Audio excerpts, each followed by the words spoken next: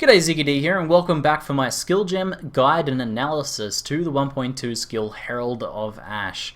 Now, Herald of Ash is probably one of the more interesting additions in a while because it's not an aura, it functions like an aura, and it can actually be built around entirely. It's not just an extra little buff you can throw on characters, but it can also be used in that way. So it's had a pretty profound impact on the game, and I think we see a lot of people using Herald of Ash. Now, Herald of Ash is one of a duo. There is also Herald of Ice, the counterpart to this skill. However, I'm going to talk about these in separate videos because both of them are sufficiently different enough that they really warrant talking about in depth individually. So I'll be talking about Herald of Ash because it's what I've got the most experience with so far. So Herald of Ash has two main components to it that affect your character.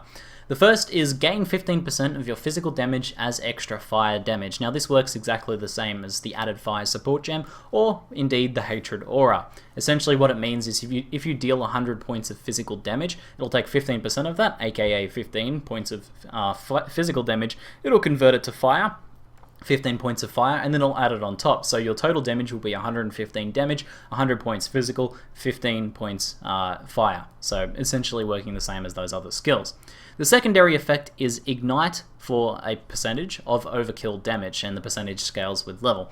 Now, this overkill damage is a new mechanic to Path of Exile, and essentially the way it works is if a mob has 1 hit point remaining and you hit them for 100 damage, 1 point of extra damage will be proliferated or will be sent out in an AoE. It's not actually a proliferation, sent out in an AoE to enemies surrounding it, and then that they will burn as they would with a normal ignite for that amount of damage. Now it does have a third, possibly slightly underrated effect that doesn't change gameplay so much, but does make your character look like a radass McBadass, because it also gives you sick fire hands. That I think is also worth mentioning. It's one of the most cosmetically pleasing skills in the game, I would have to say, and can definitely be combined with other cosmetic effects to great potential. So I thought that was worth warranting a mention as well. Now let's switch on over here and we'll take a look at the two components of the skill and other components of the skill as well in a fair bit more detail. So let's start off with the really simple one.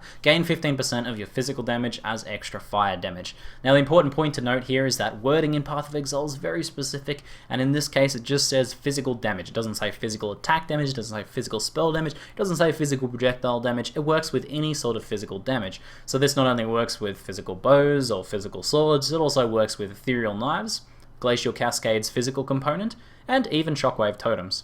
So it can give you a way of scaling scaling with added elemental damage on any of those physical attacks or spells. So works pretty great across all of those different things. Now there's not too much else to say about the core mechanic of this, however there are some interesting ways that you can scale it, which I'll talk about later on when we start talking about passives and support gems and things like that. Now the second one, is ignites for 154% of overkill damage. Now this amount here is based on a level 19 Herald of Ash, as you can see in the tooltip there, and this percentage actually scales based on the level of Herald of Ash, so you get more ignite overkill damage as you level it up. The base physical conversion and scaling doesn't change at all as you level it up, so if you the choice of whether to level up Herald of Ash or not is mostly dependent on whether you're interested in the ignite overkill portion. Now as I mentioned, this is based on any points done in addition to the remaining HP of a mob. So if they have 1 HP left, you hit them for 100, you deal 99 points of overkill damage. That 99 points of overkill damage is then scaled by 154%, and any mobs hit by that igniting AoE, as you saw in the gameplay earlier, then become ignited and burn for that, as they do for a standard ignite. Now, the important thing to know about this is it doesn't say it in the ignites for 154% of overkill damage in the blue text, but if you read the actual tooltip description of Herald of Ash, it says if you kill an enemy with an attack, other enemies near them will be ignited for the overkill damage. So this one, again, Path of Exile has very specific wording, only works with attacks. The first section does not. It works with physical damage, as it says in the blue text, but the Ignite Overkill only works with attacks. So if you're using this with Ethereal Knives as an extra damage scaler, you're not going to get that Overkill Ignite. You kind of just have to suffer without that. It only works with bow attacks, wand attacks, and of course melee attacks. So let's now talk about some of the less obvious features of this particular skill, Herald of Ash. The first is that it is not actually an aura. It functions very similar to an aura, and it indeed has mana reserved. As you can see there, mana reserved 25% is the default amount. However, it does not scale, it's not tagged as an aura. It doesn't say aura up the top, it says fire, spell, and AoE. So it doesn't scale with aura effect. Now, however, it is a buff. Things in Path of Exile aren't really tagged as buffs if they're buffs. Buffs are just things that give your character some sort of added power. That's kind of like the definition of them. So it does scale with buff effect. So I think we're going to go over into the passive tree now, and we'll talk a little bit about what you can actually do with passives to affect Herald of Ash, because I think that's pretty relevant right now. So, as I mentioned, it does count as a buff, so things like Inner Force do indeed scale it. Now, I talked to Rory a bit on Skype about this because it is a bit complex, and he did confirm that the gains 15% of your physical damage as extra fire damage is scaled by Inner Force and other buff effect nodes. So, if you get 10% extra buff effect, then you're getting 1.5 extra percent of physical damage to fire scaling. Now, he also said that in most of these cases, if you have 0.5, it always rounds down, so it does go down to 16%. So, for 10% buff effect, you gain 16% of your physical damage as added fire. Now, the Ignite Overkill does not count as a buff. It's kind of like a skill function. It's not a buff that's applied to you directly, so it's not scaled with buff effect.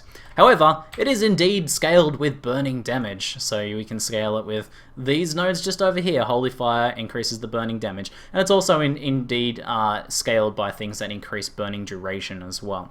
Now, as I was mentioning, it is not an aura, but it does have mana reservation. So if we go take a look at these aura clusters just here, we have things like Aura Area of Effect. Now, Herald of Ash only applies to your character. It does not apply to party members or minions. So, Aura Effect, or Aura Area of Effect, is useless. It has no area of effect. It is tagged with AoE on the skill gem, but that is only for the Ignite Overkill. The Ignite Overkill has a built-in AoE to it. So firstly, you can't apply it to anyone else, nor can you scale any sort of radius in that regard. Next up is increased effect of auras you cast. Since Herald of Ash is not tagged as an aura, it is instead a buff or just a skill or a spell, you can't increase the effect through aura effect. So if you're an aura effect stacking character and expecting your Herald of Ash to become very strong because of that, that's not actually the case. And this was a kind of interesting balancing decision by ZiggyD, I think, because it meant that aura characters which were already very strong were not made even stronger by this, but you can still scale it in other ways. So Inner Force, affects auras as well, but it also affects Herald of Ash, so you can use things like Inner Force to scale it.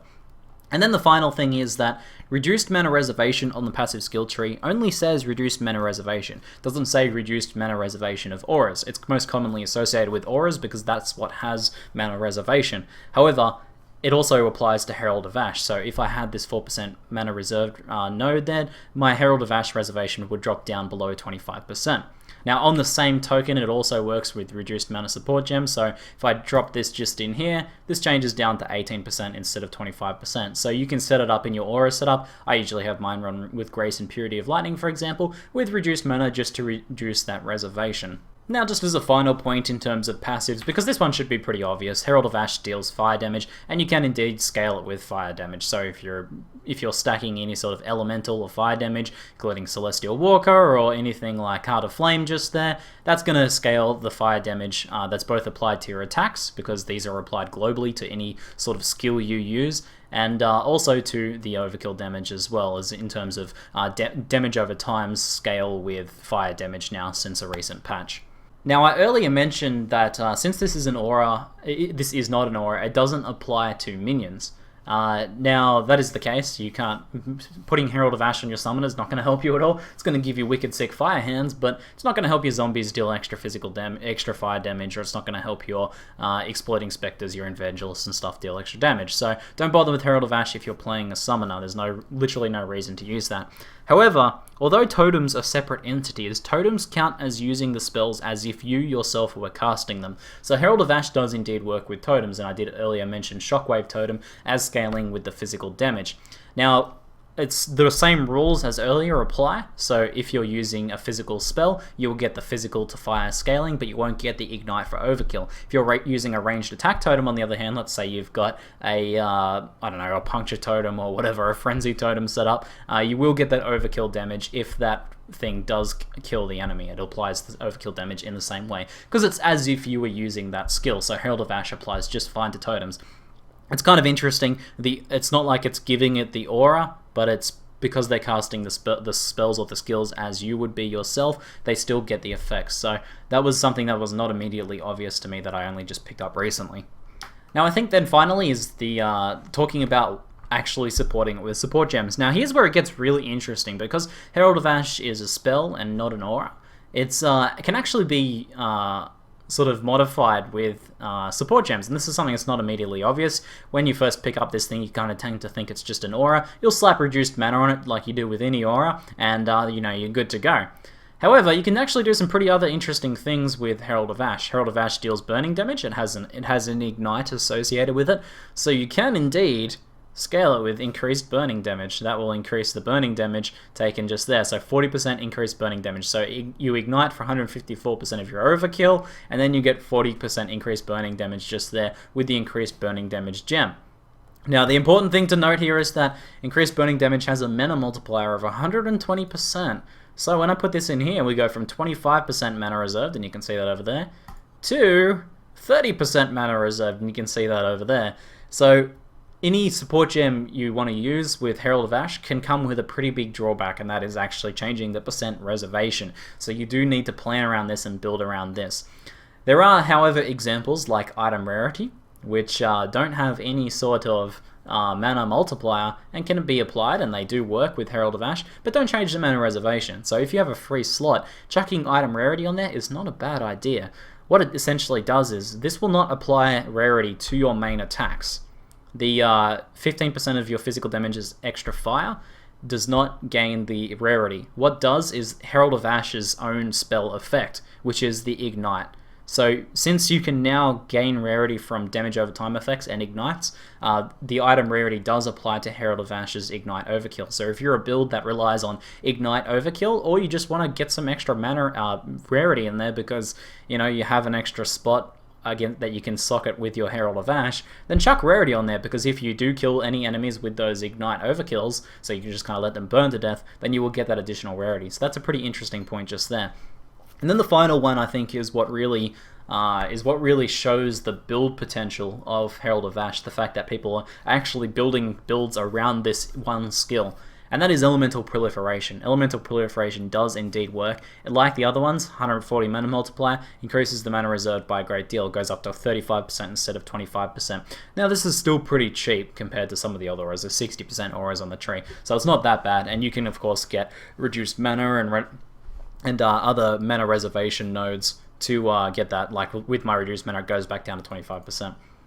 So what happens with the Elemental Proliferation is ignites done by your base attacks do not proliferate. Again, this would only work if you would put Elemental Proliferation on your main attack. You know, if I put it on my Tornado Shot, that's what would make those ignites proliferate. However, the secondary ignite, the ignite for overkill, will proliferate with Elemental Proliferation. And I could probably jump on over and just show you this, guys, right here as well. So I'll just puncture one of these mobs just here. And you'll see the proliferation circle just there is proliferating burns to any enemies that come in that AoE just there.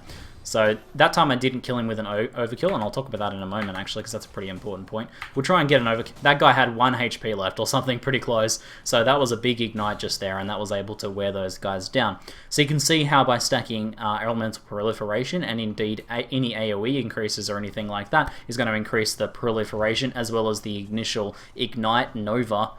Is going to be able to be something you can build around. And I have seen some pretty potent and interesting builds around this. There was a build of the week that used this with Molten Strike. However, some of my favorites that I've seen are ones that use Ice Shot as a single target, very hard hitting attack with Herald of Ash, because you just need to get overkill damage. It doesn't need to be physical overkill damage, so you can do it with something that uses ice conversion. And another really strong one I saw was Power Siphon, which is one of the really big hitting skills in the game. So single target Power Siphon using Ignite overkill and proliferating those ignites to packs and destroying them. It kind of works like a Burning Arrow proliferation Proliferate build, or any Fire Proliferate build, really. So the other thing which I just noted when I was in there is that the overkill only applies if you actually get overkill damage. Now, Puncture is a very powerful skill, and it's very popular at the moment, so that's why I thought I should probably mention this, is Puncture has two components. It has a big hit, a big initial hit, and then it has a damage over time effect that goes until the enemy dies. Now, although a puncture effect can potentially extend beyond a monster's maximum life, once the maximum life of the once the remaining life of the mob depletes, it reaches 0 HP and dies, the puncture effect has nowhere to go. The puncture effect ceases to exist. So there is literally no overkill damage. Punctures and any other damage over time effects only affect that mob up until they reach 0 HP, up until they die. So there can not be any possible overkill damage. So make sure you're not trying to get overkills with something like a puncture build that's, you know, not dealing any overkill damage. What you need to do is get that minion down to low life, or deal excessive amounts of damage to that monster that then has an overkill amount of damage. So hopefully you found this guide enlightening, informative, etc, etc. Let me know if there's any little disparities or any discrepancies in this video that you notice, because I usually get something wrong in them, but I think I was pretty accurate this time. But anyway, if you have any further questions about Herald of Ash, feel free to ask in the comments below as well. It's a pretty interesting skill, one that I think will fit nicely into a lot of builds, and one that I think will also create a lot of cool builds, and I'm already seeing that happen in the expansion pack so far. And it's also one that I've just had a lot of fun using as well. It makes a lot of skills feel better, like it makes Tornado Shot just feel better, and it makes it look a lot better too with those fire explosions everywhere, and the sick fiery hands. So I'm a big fan of Herald of Ash. Let me know what you guys think. That's it for now. I'm ZiggyD, and thanks for watching.